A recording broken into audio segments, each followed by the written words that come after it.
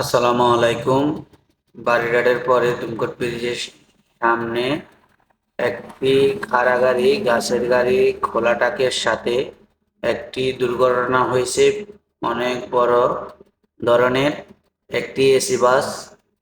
দেখেন, এখানে এই দুর্ঘটনায় যাত্রী মারা গেছে 4 জন, সুপারভাইজার, হেল্পার সবাই মারা গেছে।